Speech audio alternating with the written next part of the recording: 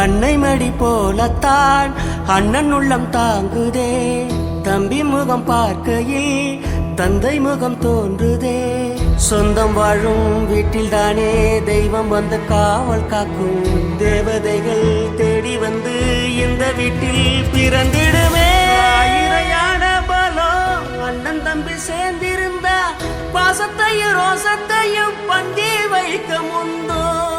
புன்னகைக்கும் கண்ணீருக்கும் வேறுபாடு ஏது